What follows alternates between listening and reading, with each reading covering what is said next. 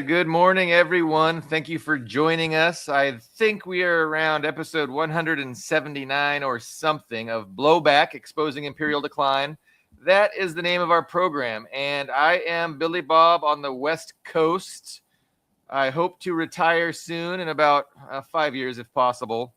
And I've got my co-host, Ian Kummer, who is streaming live from a suburb in Moscow. He recently has gotten his immigration paperwork, red tape, for lack of a better word. Yes, residency. Yeah, so residency as a resident of the Russian Federation, and he is streaming live again from Moscow. So, we've been doing this for a while. This is episode almost 180. But we haven't streamed for a couple weeks, I believe, and there's been a lot going on. So today we wanted to talk about Venezuela primarily, and obviously there's some activity in Venezuela. We're still not quite sure about what it all means and what is actually going on, but we do know some things objectively have happened. But Ian, I want to throw it to you, and I want you to just kind of plug the variety of journalistic pursuits that you have. I know you've got a Substack, you've got your own blog, but try and just really quickly summarize all the places that people can view your work. Yes, so as Billy Bob mentioned, I got most of my personal Russian drama taken care of. I got my immigration status all taken care of. We bought a house in Crimea, which we're planning to visit again probably in a month or so. So this year, my New Year's resolution was to really focus on my writing, my journalism, because unfortunately, this past year I kind of neglected it a little bit because there's so much going on. But I am back, and we're updating the website and the Substack regularly now. So you can visit the blog at Reading Junkie, which has my opinions and analysis. And then we have a new Substack, which, well, it's not exactly new. I started it about 6 months ago, but I wasn't updating it as much as I should have. But the Substack is dedicated to Russian media, and what that means is Russian language media. And what I do is I go through the Russian news, the actual Russian language news, because I came to realize, I'm sure this is true for every country's media, what they say in English and what's said in their own language are often very different, and they're often even completely different authors. So I realized it was useful to have these media summaries where I just link to a bunch of Russian news of what's going on right now, and to give my English reading audience an idea of what Russians are thinking and saying in the media. And I actually kind of wish more people did that. And not even just for Russia. Like, I'd be interested to see something from Poland or Japan, where there's just a summary, because a lot of people give their opinion. I think this, or I read in the media that they said this. There's a million pages like that, but there's really no neutral, just media summary of this is what is going on today. So in this one, I really focus. I talked about other things, but my main topic was the Russian reaction to Trump's attack on Caracas. I'm sure I'm butchering Caracas in Venezuela, and there was quite a bit of disappointment, and and people debating about it, because it was a very fast, under an hour. People are comparing it to people are comparing it to Russian airborne operations in Ukraine. It's like, well, what if they kidnapped? So, people are even saying, what if the Russians just kidnapped Zelensky or killed Zelensky right at the beginning, February 2022, and I think the main consensus is that there's really, and that's why I actually titled this article, that's why Ukraine and Venezuela cannot be compared. And the reason why is it is apples and oranges. And there's a very good quote I found from a Russian engineer. I guess he's some sort of professional who spent a lot of time in Latin America, including Venezuela. His name is, I don't think he's anyone in particular, but his name is Sergei Hitovkach. And he made a statement basically, and I'm just going to read it verbatim because it's very, it's good, it's pretty succinct, and it makes more sense to just read it rather than try to paraphrase it. So he said, it's a big mistake to measure Latin Americans by our standards. By our, he means Russian standards, by Russian standards. Latin Americans don't have a great past to rely on. We have been burned down many times, lost battles and wars, but we've always recovered and take our own back. We have a history of our ancestors, and we have an idea, however small it may be. We've been great a few times, and we want to be great again. Our history is a sine wave, and we know it. Latin Americans have always been under someone's thumb. Kings and Cabbages is a must-read, and nothing has changed. They don't care if the next president is a U.S. puppet. They don't have the same sense of national pride and geopolitical adversaries that we do. Castro offered a project that would make people's lives better. And yet under Castro, they were better off compared to the extreme poverty that Cubans were in during the Batista era. The most ridiculous manipulation is to compare the standard of living in Cuba with the modern United States, and not with what it was before Castro. And so, Maduro not only didn't have much to offer, he didn't realize much in 15 years. Therefore, it was handed over by their own people. And when he says that, that's probably the most, I just need to interject some clarification there. That's the most popular opinion among Russian social media and news commentary, that there was inside help. And I think actually since this was written, there has even been some admission that the CIA and the Department of War got some inside help. And that's why the mission was so successful. But anyways, therefore, it's handed over by their own people. Therefore, there will be no squabbling for power, except for those who are not yet aware. Therefore, there will be no partisans there, as there were in the Bay of Pigs. Everything has already been decided there, as evidenced by the quote-unquote fierce resistance. And it was simply necessary to remove the nominal figure and blame all the sins on him. The Tsar is bad, and the boyars are the same. So that's the commentary. That's the the Venezuelans, the Venezuelan bureaucracy and people in power, didn't want a full-scale war with the USA because they realized they would lose it.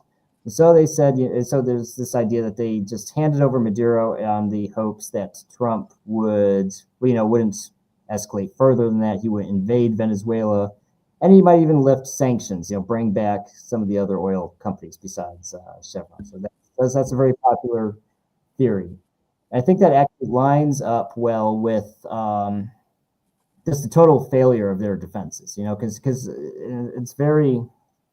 But I think I want to focus first on the Bay of Pigs aspects. You mentioned the Bay of Pigs, and I think Cuba is a great analogy because Castro did do something that Maduro didn't. Castro took power in Cuba, and he actually really made it a better place. Like it was just without, people manipulate by comparing it to, Americans are so much better. Well, America is like one of the most powerful countries in the world. Of course, we have more stuff than Cubans do, which is an island. It's ridiculous comparison, but they don't compare it to Batista because, of course, Castro's Cuba is so much better than it was under Batista. It was a dictator, and it was just everybody except this handful of oligarchs were in power, and it was so much better after the revolution.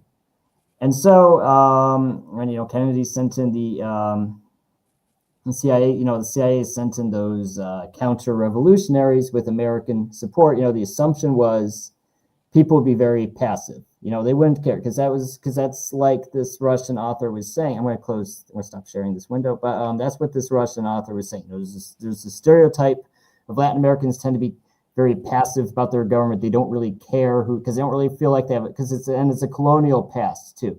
Because colonized people tend to not feel like they're, shareholders in their government. It's just like, whoever's in power, who cares? It's one dictator or different dictators, the French or the Spanish, who really cares which one of them it is. So they were expecting that with Cuba, but then there was this fierce resistance. And of course, that army they sent was not nearly enough. It was just captured immediately, and it was a huge embarrassment.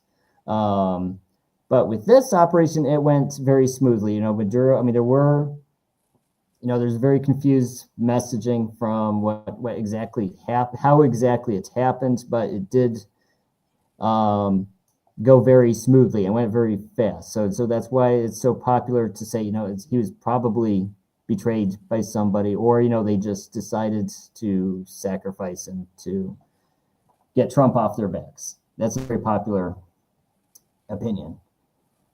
And I think I wrote actually on Reading Junkie, and that's my other blog, by the way, Reading Junkie, if you navigate there. I wrote that the other day. I watched those videos of the helicopters. And it's like, okay, even if all the stuff the Americans said was true, even if, the electronic warfare, even if the radars were disabled, even if the S-300s were disabled, you can't normally just fly a helicopter, low through an enemy capital. Yeah. That didn't even work in Mogadishu. And Mogadishu, of course, is vastly technologically inferior to Venezuela. But even there, it was just like, it was, Black Hawk Down. It was a battle. Mogadishu was a total disaster. But this time, no one was even shooting at it. There was just no gunfire. There was no man pads.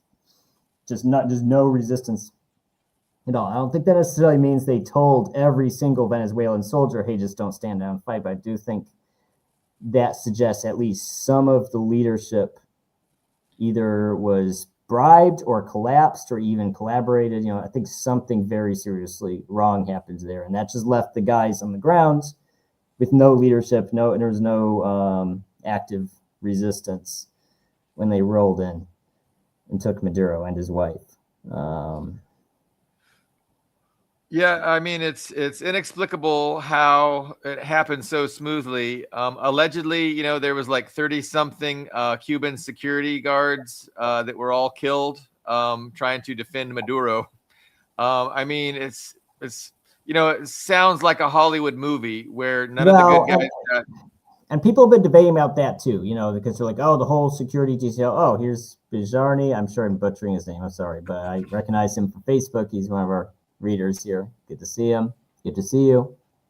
But people would, and I think the consensus on that too is that those airstrikes came as a surprise. They were not intercepted, and I think they killed people in their barracks or their bases. I think that's probably the large majority of the Cuban casualties, because you're right. It sounds like a Hollywood movie, go and kill 30 guys, like a video game. I don't buy that explanation. I do think the bombs are what killed most of those soldiers. Because there were Venezuelan casualties and there were Cuban casualties, and I think that's the most sensible explanation. What would have made more sense if that is in fact what happened is for the executive VP after she's sworn in to sound more conciliatory and more like surrendering to the U.S. And so because that would have all made sense. It would have been like, okay, well, they obviously got to the government that was below Maduro. They bought them off or got them, convinced them to stand down through threats or bribes. And then they were able to take out Maduro, and now they're going to, threaten and bribe and use that leverage against the current government to get what they want. Now, that would all make sense. But what kind of throws a wrench in that narrative is the fact that Delcy Rodriguez, the executive VP, who's now the president in Venezuela, is sounding very confrontational, and she's sounding very, adamant that she is not going to just allow, the United States to dictate policies and trade negotiations and, occupy the oil fields and extract all the oil for the benefit of Western corporations, like, Machado, of course, was promising to do if they installed her. And we don't know, and the problem is we don't know her role in it. And unfortunately, I don't speak Spanish. I don't know a word of Spanish. I'm not, I don't know anything about Venezuela like I do about, far less about Venezuela than I do about Russia. But we don't know if all the pieces, they say the plan went perfectly. Maybe there was more to the plan that didn't fall into place. Maybe they were going to grab her too. Maybe they were going to take out the whole government, but something didn't happen that was supposed to. Sure. We just don't know, exactly what is going on or what Trump's plan is or how it's going to play out. Now, here, let me throw out one possible, reality here. People say that Trump talks loudly and carries a small stick, right? Yes. And that's kind of true. That's kind of what we see with Trump. Like, he's very bellicose, very, loud with his talking, but what he actually does is pretty small as far as militarily. And that's a smart thing, right? Because, he knows better than to get the US bogged down in a big war in Iran or in Venezuela. Like the US, their big strategic interest, their grand chessboard interest is to pivot towards China and start working on, undermining China and weakening China and hurting China. So you can't do that if you get bogged down in a big war in Venezuela, you get bogged down in a big war in Iran. Like, that's going to be in China's best interest. So, I think Trump was wanting to do many things with this regime change, this, kidnapping of Maduro, including making it look like a big win. Shoring up his political base for the upcoming elections, and also just increasing the pressure on Venezuela. But I don't think that what he did could really actually is a regime change, and I don't think so far it's really done anything with a relationship to the natural resources in Venezuela. I mean, they're still controlled by the Bolivarian revolutionary government that Delcy Rodriguez definitely represents. Like, she's a legitimate heir to Chavez, to Maduro. She is, one and the same as those two. And she's, she's not a sellout. And she's got me convinced that, she definitely wasn't, selling out Maduro. I mean, they might have had an agreement that this is what we're going to do. To save, I don't know, maybe there was threats on people's families' lives. Who knows what's going on? But, what has played out has not significantly changed the status quo. I mean, sure, Maduro is in New York, awaiting arraignment in a trial that's going to be presided over by this judge who is 93 years old, and he actually presided over the lawsuits brought by the victims of 9/11 wanting transparency. What's interesting, I want to interject on that point, because I read about that too, that lawsuit. And which flight? It was one specific flight. It was that one flight. Unfortunately, I forget which flight it was because there were several. Is that particular the family member? The one that went down in Shanksville, Pennsylvania? Maybe it was. Unfortunately, I need to dig up that article. Basically, it was this lawsuit, and he basically strong-armed those families into settling out of court. And the media consent, like even the media consensus at the time when he did that, was this basically saved the U.S. federal government from having to present an explanation of what happened. Yeah, because when you go to court, they're supposed to release all those everything that pertains to what happened that day would have been out in the open, but by settling out of court, they don't even need to talk about it. So I don't think that's trivial that they picked him for Maduro, because it's kind of a similar thing. We don't know what Maduro knows. And how long has he been in power? 13 years. So he knows everything Trump won, because it's like, we got Trump, the second version of Trump, who's not quite the same person as the first Trump. We got, he knew Obama, he knew Biden, right? So it's at least 3 different presidents that he potentially has dirt on and he can bring up in court. It's a very I think it's kind of, I mean, and on one hand, it's kind of interesting because a lot of people were bringing up like the Roman triumphs, where they would take a defeated enemy, parade them through Rome in chains. And I think even that's too complimentary a comparison. It's very juvenile to take a captured head of state and treat him like, like a runaway plantation. It's literally how they a slave ran away from your plantation, so you publicly humiliate him to teach the other slaves a lesson.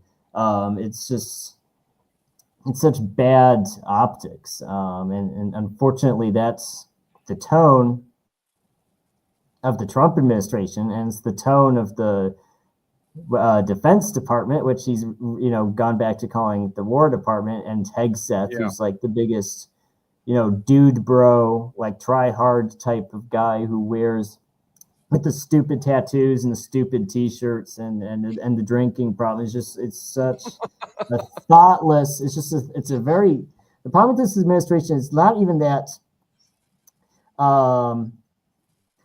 Even if you are in full alignment with what Trump, I know not everybody's in full alignment with Trump saying. I'm not in full alignment with what he's saying, but even if I understand his goals, I'm in full agreement with what he does. The issue is that they're so thoughtless about it.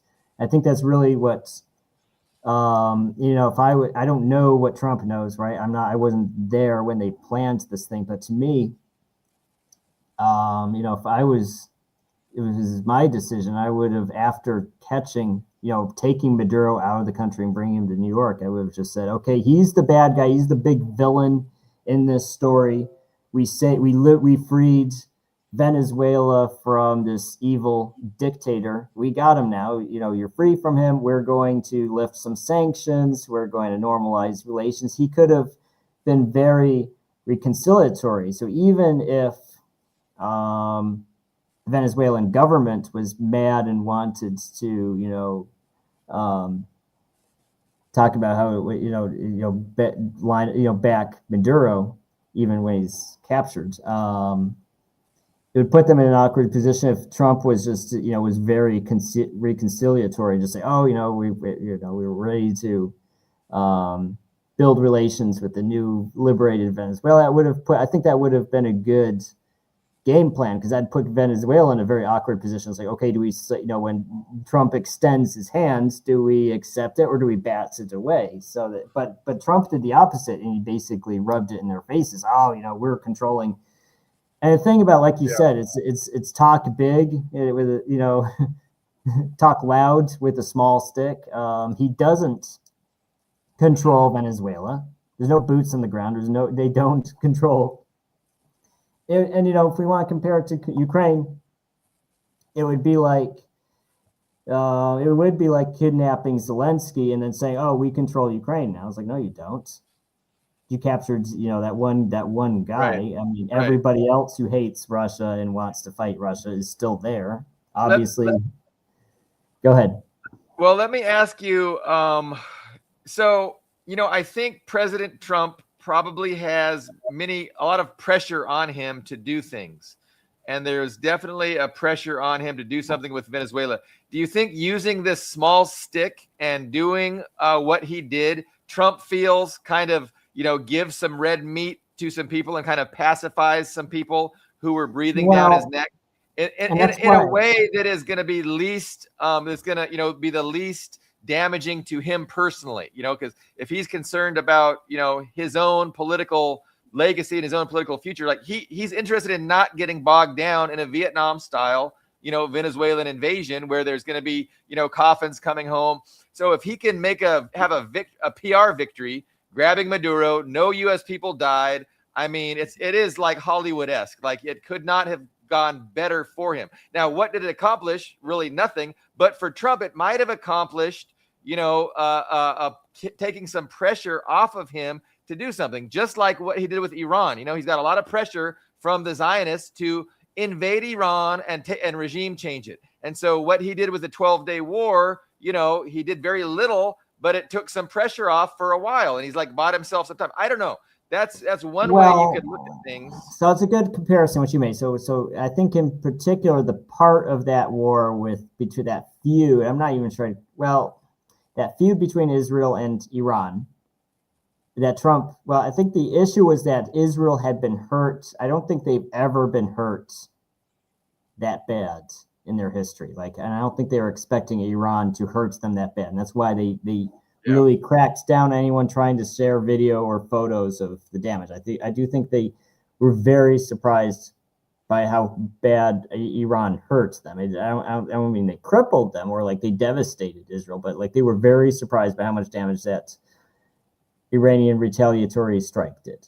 And Trump resolved that in a way that's very shady. And, again, a lot of people suspect that he had arranged this tit for tat, okay, we are going to hit you, we're going to punch you, and then you can punch us back, and that's going to be the end of it. And that's basically what happened, which is very shady, especially because and it was very similar to how the Venezuela is being portrayed. Because remember when they dropped those gravity bombs, which I thought was very strange. They weren't even missiles. They were gravity bombs by these stealth bombers. So you expect me these big old planes flew into the middle of Iran, dropped bombs, flew out, 0 casualties, and they supposedly annihilated. Trump was talking about they annihilated Iran's nuclear program, and then a lot of people afterwards are kind of saying, well, you know what? It's debatable if it damaged it at all. They're not even sure it penetrated the bunkers. What did it hit? We don't really. And they were given warning. They took out all their fissile material. Right. So it's one of those. It was a big media spectacle. I think it bailed out. I think more than anyone, besides making Trump look like a big tough guy to his base, it really bailed out Israel, because I think if Israel was in a position where they were humiliated. But we had this big America strong moment, and it saved Israel from being one-upped by this country they've spent so long saying is inferior to them. Now, to compare that with Venezuela, I think is very interesting, because if you look at from an operational risk management or an organizational risk management perspective, right? If you're planning, you're at your job planning something, you're okay, so you have, I've seen some numbers around. So let's say 35 special Delta Force guys, and let's say 50, not even counting the other pilots, because there's supposedly 150 planes involved. Let's say there's 100 people in total, and not to mention it's not just anti-air assets. We have to think about anti-ship missiles. Let's say they shot some missiles at our ships. They saw this attack coming. They didn't just shoot at the planes. They shot at all those ships we have floating around in the Caribbean, right? So there's, it was very, it's just, think of it from the perspective as okay, we have this plan. If it goes perfectly, then we'll have 0 casualties. But if there's one mistake, one single mistake, there's an S-300 that doesn't get taken offline. Just think of all the possible things that could go wrong. If one thing goes wrong, then you have 30 or 50 or 100 dead American soldiers. And, I don't think we've had casualties like that since the second Battle of Fallujah, which was, I think, 2005. 20 years since we've had, I think that'd be political suicide for Trump. If he did without congressional approval, just unilaterally did an operation, and it was like the Iranian hostage crisis, which was a total failure and humiliating for Carter. That could have happened. So, which just makes me cautious to be overly critical of Trump, because I think they knew some things that you and I can't know, right? Because there's clearly some assurances here that wouldn't be another Iranian hostage crisis where the mission completely fails, helicopters are destroyed, people are killed, our people are killed. There's some kind of assurance that wasn't going to happen, that Trump has had and we can't know for sure because we were not in on those conversations. Now, I do think the way things stand right now, this was very good for his base. Like, I go on social media and I see, like, I see some very, the far right, Nick Fuentes type people are critical. But even Nick Fuentes himself wasn't critical. He was praising Trump, which was surprising. It's just so it seems like across the board, the people who matter are supporting him. It's interesting because I see it's very strange to me because I see a lot of media, centrist media and left-leaning media, CNN, the usual suspects, CNN and all these different guys kind of saying like it was this outrageous thing. And like there wasn't a consensus, the majority of Americans are against it. Well, I don't think that's actually true. I think the people who like Trump, because people who hate Trump are against him invading in Venezuela. Well, who cares? It's not like those people are going to vote for Trump to begin with. Their opinion doesn't. I mean, honestly, their opinion doesn't matter. The people whose opinion, what will screw Trump and what will screw MAGA in the midterms is if their supporters stay home. It's like, you know what? Inflation sucks. The job market isn't better. Just, he hasn't fulfilled his immigration promises. It's just he's a big disappointment. I'm not going to bother voting. That will screw them in the midterms because they also are very, riled up Democrats, riled up liberals, riled up leftists, ready to go out and vote. But if he does something very exciting and gets those right-wing and conservative people out voting for him, I think this will benefit him. That's my initial. If he doesn't screw it up, I think this will be very good for him in the midterms this year. I mean, yeah, his base seems to support what he did, and I mean, I see him out defending, on social media. Why does the left love terrorist drug cartel leaders? It's actually ironic. It's actually, not to cut you off, it's very ironic because, like, up to this point, they've been very anti-immigration. Oh, who cares? Deport all those brownies, get rid of them, send them back to where they belong, especially Venezuela. Like Venezuela, there's Venezuelan, like every Venezuelan is a drug dealer type of thing. And then I see all these, it's very weird. Like, I feel like I'm in like a parallel universe because I see all these right-wing pages like on Facebook and Twitter are like, oh, well, the Venezuelan people are against like I stand as like yeah. It's like so no, they want to promote the regime change as a good democracy promotion thing, liberating the people, giving them prosperity once again, and eliminating a bad guy. And so that's how Trump is selling it. And then of course a lot of his base is buying it. And so you mentioned that, the liberal media has been a little bit in opposition, right? They haven't really been full supportive. Like I wouldn't call it hard opposition, right. Like Putin being a dictator and invading the poor Ukrainians. It's not that, of course. But soft. Trump shouldn't have done it.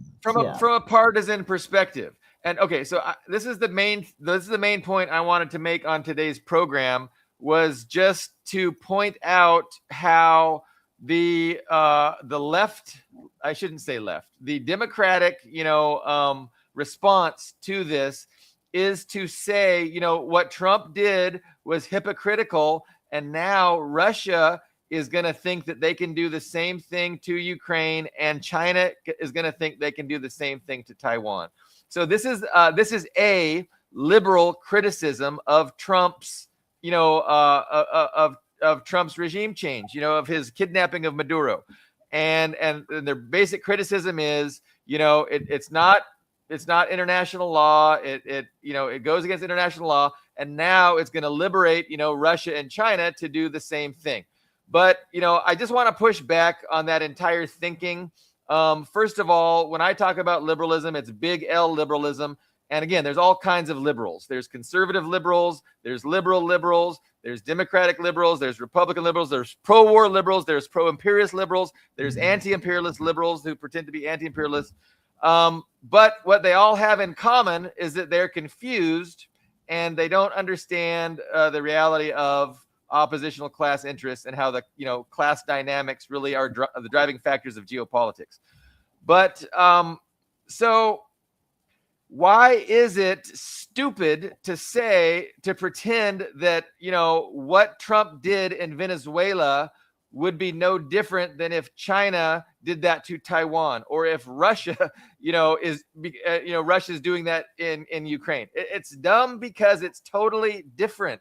Like, it's not an apples and apples comparison. What the United States would like to do in Venezuela is to overthrow the government, put in a puppet regime that will help the United States extract and control that oil, and for a number of geopolitical reasons. Number one, to keep China from taking it, from having access to it, but also, for the Western corporations to profit from it.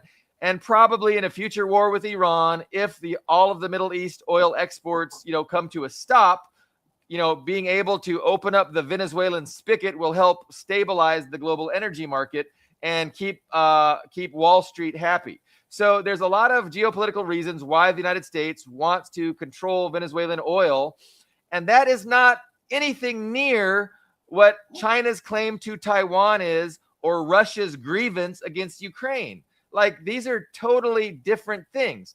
And so, and in each one, the U.S. is the one that is to blame, because it's the U.S. that tried to weaponize Ukraine against Russia in the hopes of regime change in Russia, balkanizing Russia, and turning it into 5 or 6 little statelets that can then be dominated by the United States. So it's the United States doing things in Ukraine that has resulted in Putin's necessary action, his necessary military action. So again, liberals just don't have a clue. And when they, just mindlessly assert that what Trump did in Venezuela is going to, green light and allow China to do, quote unquote, the same thing, I just push back on that same thing, because it's not the same thing, because Taiwan is China. Taiwan is part of China. And if China feels it's necessary to demonstrate that fact with a military operation, that is totally different than invading another sovereign country to take their fucking oil. Like, that is not the same thing, you stupid liberals. Well, yeah, and I want to emphasize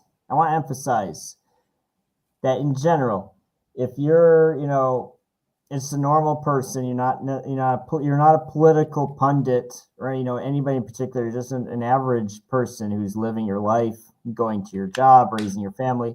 And you see in the news that these two faraway countries, bordering countries that you don't know much about, you just know there's these two countries that border each other, and they have a war. Well, your first thought should be, well, okay, when there are two countries that share a border and have these intermixing of people and culture and affairs, you can understand that, there's things that can go wrong. There can be legitimate reasons that both sides are upset with each other enough to have a war over it, right?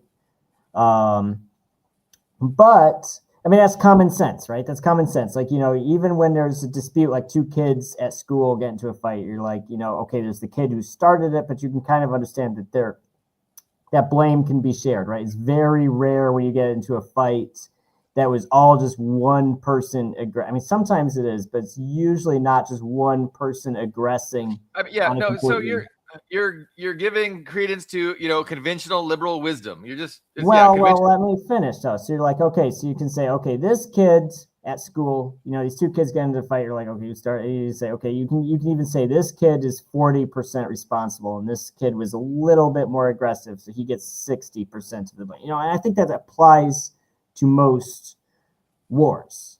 I think it's common sense to be like, well, I don't know what's going on here. I'm not going to immediately assume one side's the good guy and one side's the bad guy. But the problem is that the media, that's how we present it. It's like, oh, this side, we said this side is the bad guy and this side is the good guy because we told you so. So this evil bad guy who wants to throw babies out of incubators, right? And I didn't realize this until I was an adult.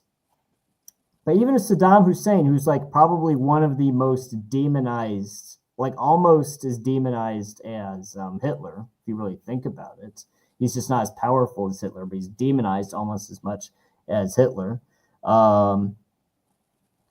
If you look at what caused that dispute between Iraq and Kuwait, well, in the Cold War, the USA was undermining OPEC by Kuwait creating a glut because the Soviet Union in the 1970s was really investing in their oil, exploiting their oil reserves. But Russia's oil is heavier oil. It's harder to get to. It will never be as cheap as what the Middle East can produce. So what the USA was doing was telling Kuwait, hey, just pump as much oil as you want, keep those prices down. That hurts the Soviet Union. Well, the problem was that it also hurts the other OPEC members. Saddam was getting incredibly pissed about that. It's like, because OPEC has quotas. When you join OPEC, you have a quota. You're not supposed to go over the quota. And Kuwait was just habitually going over the quota. He was upset about it. Then there was this allegation that Kuwait was actually stealing Iraqi oil, neighboring. Yeah. So if you look at the detail, you can okay, I can see why, you have these two Arab states that are basically family matters. I mean, it's not even being racist. It's just, it's this one family who control. I mean, it is how it is. The Husseins controlled Iraq. It's just whatever family can. And they had this dispute, and they're like, okay, I'm going to send my troops. I'm going to teach them a lesson. But then when he did that, the USA made it sound like he was the next Hitler, the next Holocaust. He's throwing babies out of incubators and caused this huge moral panic. And the problem with moral panic is that moral panics kill people, right? Because if the USA had done nothing, they did kill some people. There were some bad things that happened in the Iraqi invasion. But what the USA did was worse. They killed, thousands and thousands of people, not even just the Iraqi soldier, on the highway of death. They killed everybody on that highway. That included fleeing civilians, third country. No one talks about the third because of Kuwait. If you've ever been to Kuwait, they hire a lot of Filipinos and these third country, people who just want a job. Yeah. They obviously didn't want to sit in a war zone, so they were trying to escape too. And the USA Air Force just killed everybody on that road. Well, you can't. Well, because if you take the hysteria and the propaganda out, it's like, well, the cure was worse than the disease. The USA intervention killed way more people than if you just approached Saddam diplomatically. And if you really dig into it, you realize, well, okay, Bush told Saddam, leave Kuwait. Saddam was actually leaving. He actually did it. He was actually leaving Kuwait. And while his troops were retreating, like Bush had told them to, they bombed the hell out of them. And because the USA wanted an easy victory that they could show as defeat. And I think that one of the big reasons they did the Gulf War is they wanted someone who had, because Saddam at that point had a lot of older Soviet equipment. They wanted to show, look how superior America. So you want that really one-sided fight where, we have one side using Russian equipment, the other side using, superior American equipment, and say, look how.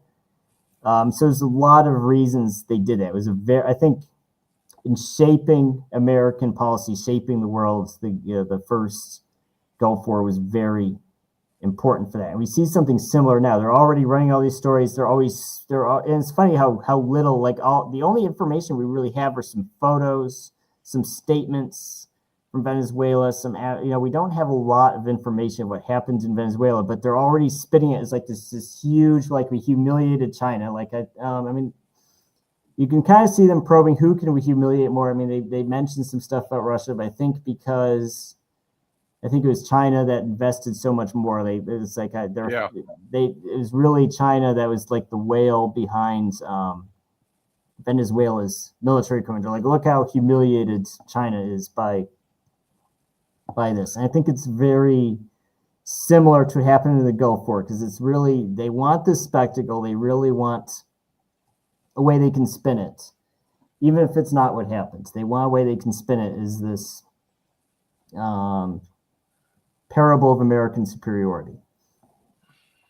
And yeah, there was definitely. I was on my soapbox. I apologize.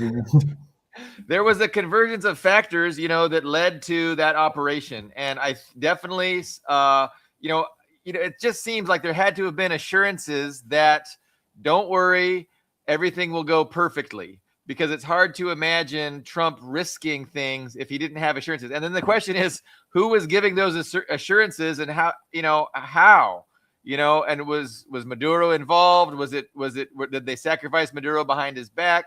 I mean, these are all very good questions. And, it seems impossible that, the actual government that's in power now wouldn't have been part of the negotiations with Trump, to make sure Trump knew there would be no risk involved, because it seems like, beforehand, Trump knew that there was going to be very little risk involved with this. But who knows? I mean, maybe, it was all just American military prowess, and, they had been there for months and they knew where every single anti-aircraft battery was, and they just took them out. They were able to jam all the communications. Like, it's just like, who knows?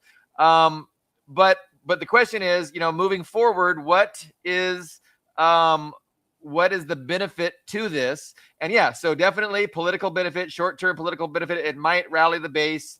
It might bring them out for the midterms. He might be able to, sell this as, a great victory for freedom in America. And, is he going to play up the idea that, having that oil is going to help the American, citizen who's been dealing with austerity and inflation and all that? I mean, of course, if you listen to Delcy Rodriguez, no, it's not going to, what happened with Maduro is not going to change anything. It's interesting that we see, I mean, I'm seeing a lot of reports of Russia, Venezuela, China flooding Venezuelan ports with their tankers and filling up and leaving. Like, there's just been a huge glut of tankers going to Venezuela to fill up on Venezuelan oil after Maduro left, which is an interesting thing. And, the headlines I've seen is like, Russia and China are defying the U.S. blockade, the U.S. oil blockade of Venezuela. And they're doing it and they're not being harassed or attacked. But what I think is going on, and as always, we have to have the big macro analysis, which is, there's this rising power, China, and the U.S. is trying to set the battlefield. They're trying to, set up the stage to best, benefit themselves when they have a future escalation with China. And definitely controlling, limited regime change in Iran, keeping Iran from selling oil to China, regime changing Venezuela, keeping Venezuela from selling oil to China. These are things that geostrategically the United States is very interested in doing, because, in the future, they really do want to implement an embargo against China in order to, weaken China's economy and really try and keep them from, being an economic and political rival on the global stage. It's about global hegemony, maintaining the U.S., current level of global hegemony. So, it really, so there's a lot of factors, right? There's domestic political considerations. There's the big geopolitical chessboard. There's a reason why we want to go after it. We haven't seen anything actually materialize in terms of policy or in terms of politicians in Venezuela saying, hey, we're on the side of the United States, so really, if the idea is we're going to make sure Venezuela can't sell their oil to China, and we're going to profit from it and extract it, and it's going to benefit American corporations, like, that hasn't happened yet. All that's happened is Maduro is now in New York. I mean, that's it. And so we have to wait and see what the point of it was, if anything, with regards to the big geopolitical calculation. And well, Yes. go ahead. I've talked for a while. Yes. No. I think that you need to hit the nail on the head. Well, I was going to say Iran also. Like, if the United States can control Venezuelan oil, that would really, the deterrence, right? So Iran has a deterrence, and the United States does not want to attack Iran because Iran has the capability to eliminate energy exports from the Middle East. They have all these missiles. They can make sure that Saudi Arabia, the UAE, Qatar are not able to export their oil if the United States really tries for regime change in Iran. And this is a deterrent. And if the United States controls Venezuela's oil, it's less of a deterrent because they could turn up the volume of exports from Venezuela to help stabilize the global oil market during a month-long or a 2-month-long or a 3-month-long regime change operation against Iran. So, Iran has been able to effectively deter the United States from doing that so far. But if the United States controls Venezuela's oil, that deterrent is less of a factor because, again, Venezuela, their huge oil supplies could, help to stabilize the oil markets and keep Wall Street from panicking in the event of a big, obstruction of Mideast oil. Anyway, those are my primary thoughts. What do we have? We have some comments. Well, I don't know because, yeah. So Patrick's is Patrick who's commenting on YouTube. He doesn't really think Trump really wants to invest billions to extract Venezuelan oil. I mean, the whole narrative that conservatives, and I don't know if I'd even call them conservatives, it's neocons. It's like we're back to Bush era politics. The whole narrative is that the Venezuelan communists, evil, bad commies, stole American infrastructure when they nationalized oil. Yeah. Which, I don't know. It's difficult to say. I think what you said is true. I think Trump needs to follow up because because when are what month of November, right? The midterm elections, are they November again? Or are they earlier? It sounds about right. The midterms right. is typically so we got in some November. time. I think, I was thinking about this today. I think he needs to follow, I think this is a strong note for Trump. His base is very energized. They love it. They're, make America great again. It's making America, the strong empire it used to be. It's very much MAGA. It's MAGA. But I think he needs to follow through. He can't. It's not just he did this one thing and said, oh, I liberated Venezuela. That's the reason you should vote for MAGA candidates. I don't think that's right enough. I think and I see the Danes and like Europeans like even in my friends list, like they're so scared right now, which I can't sympathize with them because it's so self-inflicted. I was even telling one of them today, I was like, well, did you not see this company? Did you think you would never be on the menu? It would always be someone else. You're talking about making Greenland great again? Right. They're so spooked about, and, people ask me, do you think, like in Russians will ask me, do you think Trump's going to annex Greenland? And I say, and I tell them, I don't know if Trump is going to, but he could. So I don't know if he will, but he could if he just decided, because who's going to do anything about it? If Trump just said, we're going to take Greenland, we're going to make Greenland great again, who's going to stop him? No one can stop him. I was reading some Telegram on that topic this morning, and it sounds like so the Kingdom of Denmark, technically, Greenland is a current colony of the Kingdom of Denmark. And what Trump is doing, he's negotiating with the actual leaders in Greenland, and he's trying to get them to, side with the U.S. and come to an agreement with the United States, and kind of just what is the, separate from the Kingdom of Denmark, secede basically to secede as a colony, and to have this defense arrangement, security arrangement with the United States, which will then invest in their, they're trying to sell it, right? They're using bribery, saying we're going to help develop Greenland. We're going to uplift people's quality of lives. You're going to give us security domination, over the island, I guess.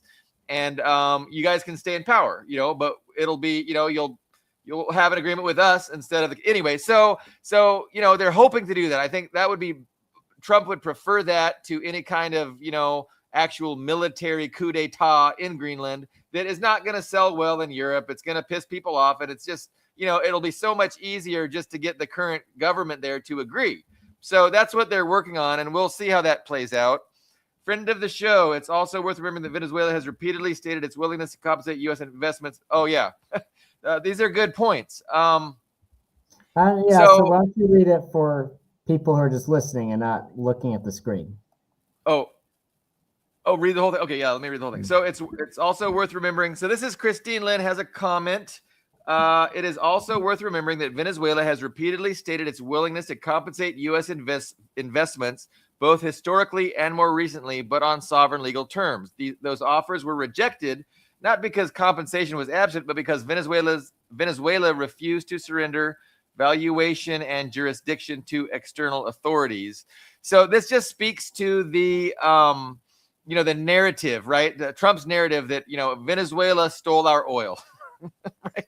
Like, it's preposterous. And in reality, the Venezuela nationalized their oil in the 70s.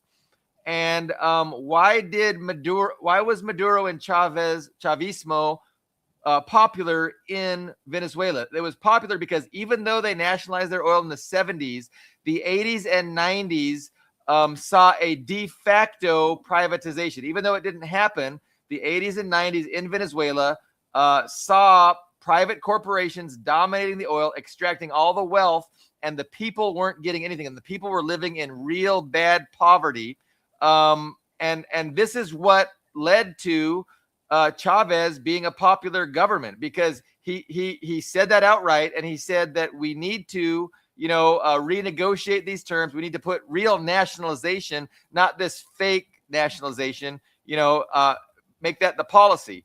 And so he actually was in prison because he tried a military coup in the 90s, and he was put in prison. And then later, he used the democratic process to take power. But again, he was only able to do that because the nationalization that occurred in the 70s was a fake nationalization, or maybe it wasn't then, but it turned into a fake nationalization, especially in the 90s. And the level of poverty and the level of exploitation that was going on with regards to Venezuelan oil was just incredible. And the people really hated it, and it was obvious. And they knew what was going on. And that's why they've won elections ever since, which is another lie that, Maduro lost the election, he rigged it. No, that's not true. The vast, vast majority of Venezuelans are poor, and they understand that they are represented by the government of Chavez and Maduro. Well, what you said is interesting. Just to interject. Yeah. Because the whole narrative, and it's interesting because I have this argument with the same people sometimes on social media, like when Machado, am I saying her name correctly? Machado. Yeah. Won the Nobel Peace Prize. She came out of nowhere. Like, I was like, oh, look at this opposition candidate, and like all these people were just shilling for her. Like, oh my gosh, she's beloved by the Venezuelan people. They all love her. 99% of Venezuelans love her. But the election, Maduro rigged the election. She had to go into hiding. This whole sad story. And now Trump, when I first saw it, I thought it was fake news. Like, I literally thought it was just, they're exaggerating. Trump didn't actually say that, but I looked it up, and he did actually say that. People ask him, well, is she going to be the next president of Venezuela? And it was Trump. We said, well, Machado doesn't have support of the people. He literally, word for word. Well, that's word for word. That's why I thought it was it was fake news. He couldn't have said that, but he did actually say that. It's like, she doesn't have the support of the people. It's like, I thought she was like the legitimate winner of the election. Now you're telling me she doesn't have even there's the exact. But you notice that he didn't feel comfortable saying that until after his big military operation. And it's like, only Nixon could go to China and end that embargo. And only Trump could say that after he goes and, kidnaps Maduro. Then he feels comfortable saying it. It's like he's playing this middle ground, he's tacking back and forth, but he doesn't want to, throw himself all into one side. He's like, he's just navigating. He's using his political instincts to navigate, his presidency. And it's really interesting. But I was surprised as hell. I just assumed, Machado was the heir apparent that they were going to try and force in there, and then, use her to get everything they want with Venezuela, like she promised to do. I mean, she literally promised, please invade Venezuela. I will give you all the oil. Please take it. It'll be awesome. And so no, I thought that was the plan. Not even the anti-Maduro expats seem to like her, because I see several Venezuelan she's not expats likable.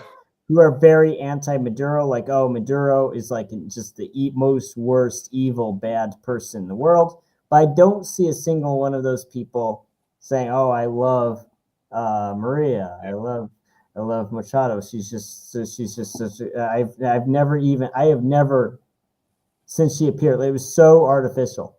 It's so artificial because I've never seen anybody, not even an expat, say he likes her. Nobody. The only people that could like her, are the Western oil corporations that, appreciate her promises. But yeah, no, she just seems so unlikable, and no self-respecting Venezuelan is going to be, happy with a politician that pleads for another government to bomb them. So, yeah, and then the idea that her party actually won the election, Trump is kind of, proving that narrative to be false as well by acknowledging that, yeah, nobody supports her. So then we were talking before the show, Ian, about the current swearing in. So, the Venezuela has a constitution. The constitution says that if something's going to happen to the president, the next heir to the presidency is of course the executive vice president. So that's Delcy Rodriguez. We talked a little bit about her before the program. So, but we were mentioning that her father was essentially killed in police custody, probably in the late 80s or early 90s, I'm guessing, when it was Corina Machado's government that was in power. So there is definitely, a political divide in, Venezuela. And of course, it falls upon class lines, right? So you've got, the representatives of the masses of the Venezuelan people, and then you have the government that represents the wealthy elites, who are happy to not invest any of the oil resources in the poor people, right? They want it for themselves, and they're happy to share the bulk of it with the West. That's how imperialism works. That's how, neocolonialism works, where you put in power a puppet class of people who are happy to facilitate the exploitation and the extraction of wealth for the benefit of a foreign power. And Machado definitely represents that class and that government, and it was in power. It was in power in the 80s and 90s. And Delcy Rodriguez, her father, was a revolutionary who opposed that, wanted to put in a government of, for, and by the people. And, he was arrested and then killed in police custody.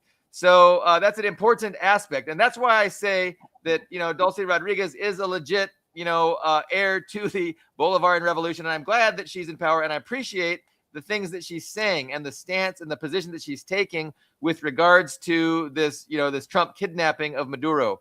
And so, again, it remains to be seen what Trump hopes to accomplish. I think he definitely did relieve some pressure. If there was a pressure building up on him to do something, he used his little stick.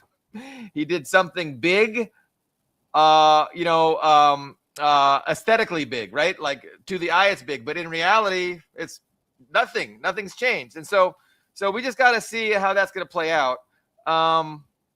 I want to address what Patrick, if Patrick is still with us and still listening, we said a little bit earlier.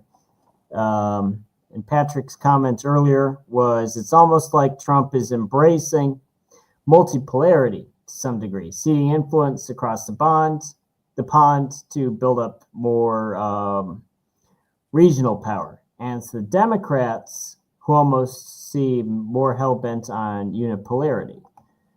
I think that's true to an extent. So both publicly available and private, information sources that I have seen since even before Trump took office, even when his administration, even before he swore in, those people were building his policy in the State Department and the Department of Defense at the time.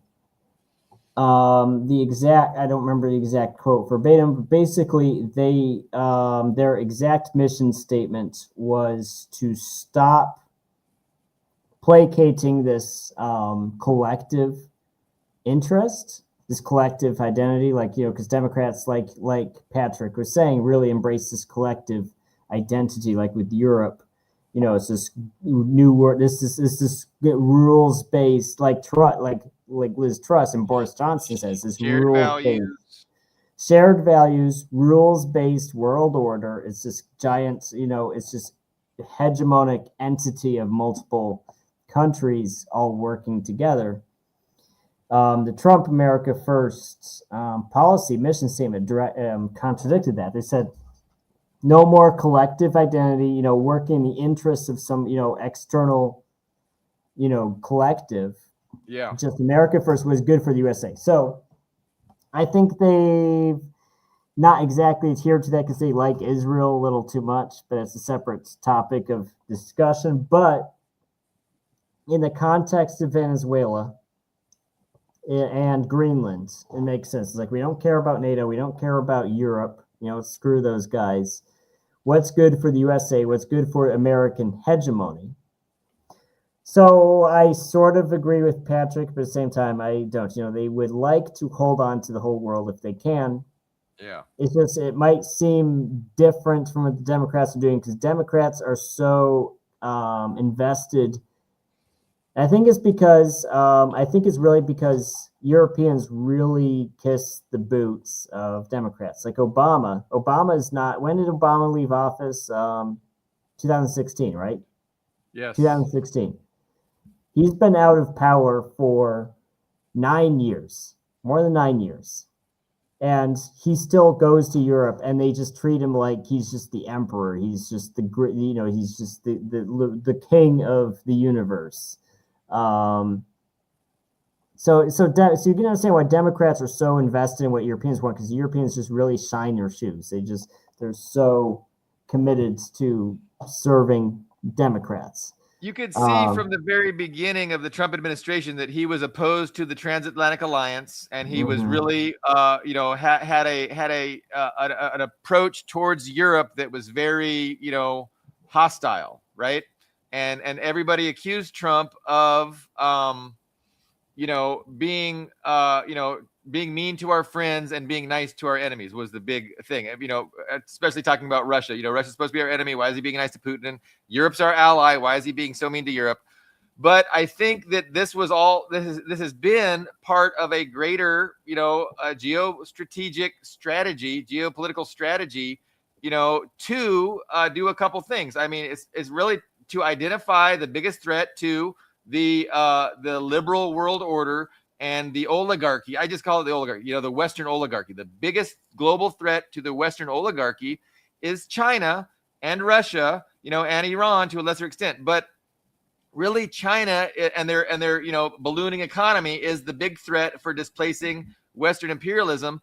And so they've decided upon a couple things. You got to really understand these terms, right? So division of labor. And by the way, Brian Berletic, he talks about this all the time. He's really insightful. So division of labor and strategic sequencing, so if the United States is going to pivot to China and get serious about containing China and hurting China's economy, they can't do everything. And so we have to kind of hand Europe and Russia off to Europe. So we kind of have to detach ourselves from that if we're really going to focus on, because we're a finite empire. Like, we don't have unlimited resources. We don't have unlimited manpower. So in order to, really address these challenges facing Western oligarchy, there has to be a division of labor. So division of labor. I might have agreed with you 6 months ago. Okay. But before I give my rebuttal, I want to answer Ramisha. Sure. Ramisha, I apologize if I'm saying your name wrong, but Ramisha is a great supporter of the channel. I've talked to her on Facebook before. She's she's one of our most dedicated viewers here. And she said, I want to point out the timing. And she wonders if when the Epstein files were Yeah. declassified, and that's when Trump attacked Venezuela. So I've heard that theory, as I think that's a good question.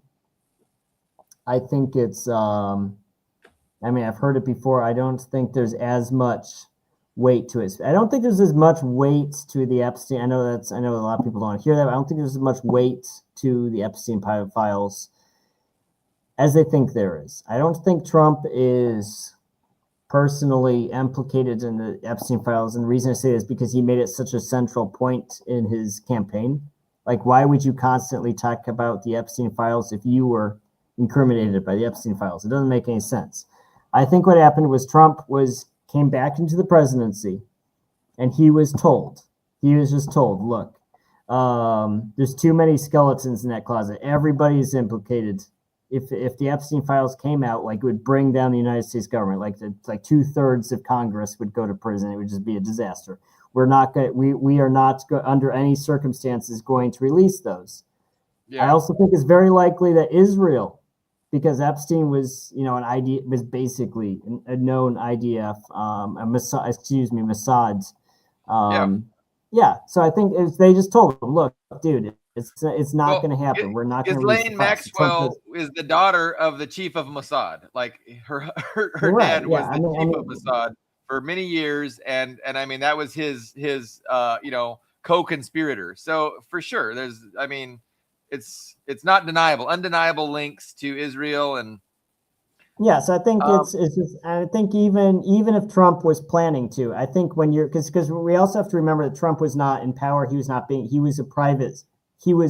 a former president.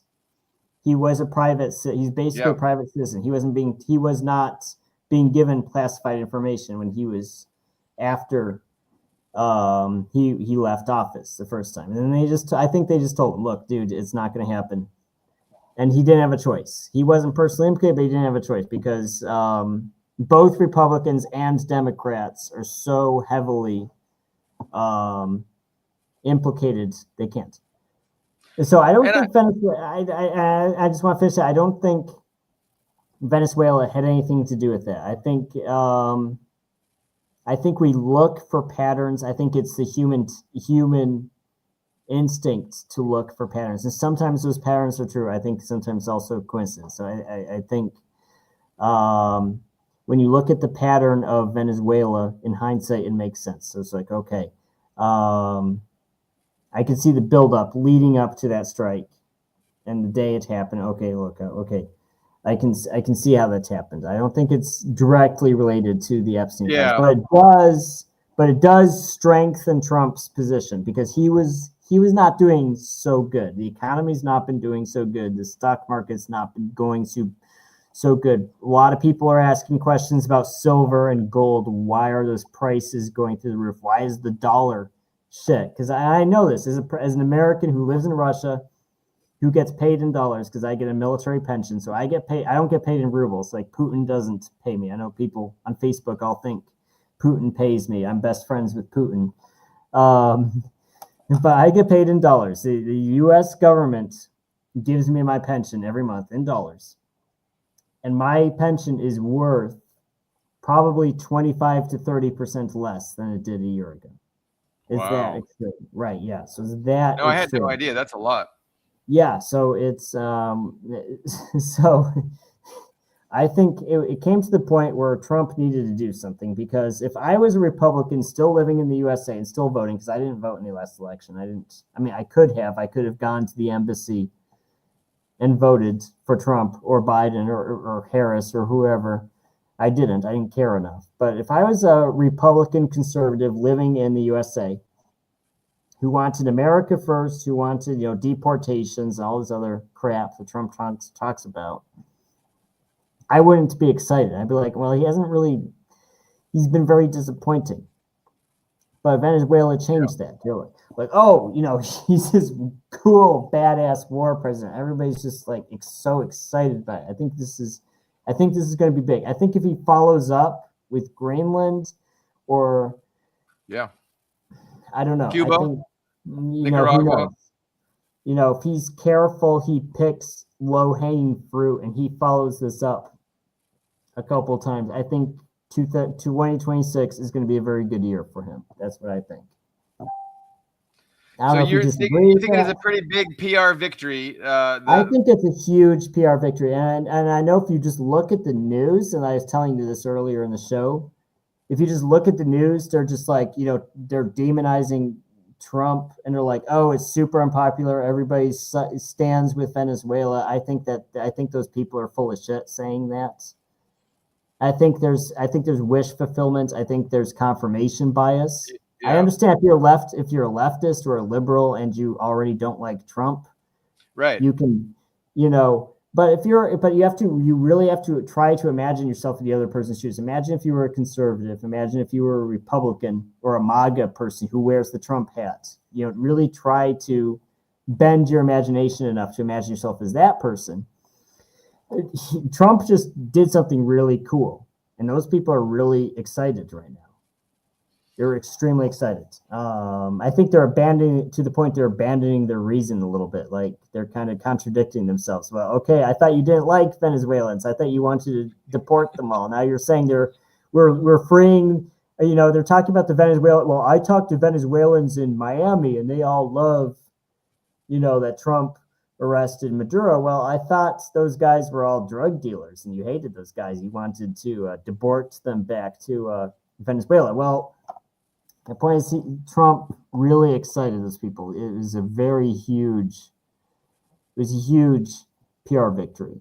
Yeah, and so we'll have to wait to see if it's any other kind of victory, right? It's still unclear. It seems that as far as victories go, the only kind of victory it is a PR victory. As far as material relations with the resources of Venezuela. Because nothing really seems to have changed yet. And again, it's the same government in power. And, despite claims to the contrary, Maduro wasn't a dictator. He was the head, he had a position in a government, and that position has been filled by somebody else. So it's, it remains to be seen. Latino Hitler. What are you talking about? He was like Hitler with more dance moves, with a better salsa Hitler. He was like salsa Hitler. Salsa Hitler. So Ian, what else? We've been going a good hour and 15 minutes. I think we've done a good job on this particular topic. Before all the sugar runs out of my blood, is there anything else we want to Yes. So our viewers. So at the beginning of the show, we were bringing up my Substack, and we were talking about how Billy Bob and I are terrible at marketing ourselves. Like we'll talk about other people. We'll never market our own websites or our own products. But I want to bring up that I started an Amazon affiliation. So if you go on Substack, my Substack, or if you go on readingjunkie.com, there is an Amazon web banner. And if you buy your next, you do your next Amazon shopping spree on just click through that web banner, buy, just go to the normal Amazon store. It will give me a cut of what you spent there, which is good for the website because the website's not free to run. And it's good because my New Year's resolution for this year was to really focus on the journalism, really focus on the Russian news reports, focus on this podcast more. So it's good to, we've already had several readers jump in and start doing their Amazon shopping through me. So if you do that actually does help a lot. So that's my every viewer has to decide if you want Bezos to get all the profit from your Amazon shopping, or if you want Bezos to share some with Ian. You can just go to Amazon through that link, and then anything you buy, Bezos will not get 100% of the profit. So no, that's a great thing, and I hope probably the U.S. dollar goes a lot farther in Moscow than it does in California, where I am. I mean, we're, our cost is pretty high. So every little bit, I'm sure, helps. But I encourage people to do that. And it's, I shop on Amazon constantly. And so, I mean, so you need to practice what you preach also. No, exactly. I do. And I will. Anything else, Ian? No, I think if unless our viewers, our dedicated viewers, have any remaining questions, we'll give them a few seconds. We got Ramisha, we got Christine. I haven't seen any new comments from. I just don't want to cut them out. I know your blood sugar is on the clock, Yeah. but Well, how is Spaz? I haven't heard from Spaz well, today. so Spaz is, for those of you who don't know, Spaz is he's a Beagle and Jack Russell Terrier mix. He's very energetic. And I got him when I was in America, when I was living in Iowa. I actually got him there when he was a puppy. So I have spent his entire life. We've spent his entire life together. He is 8 years old.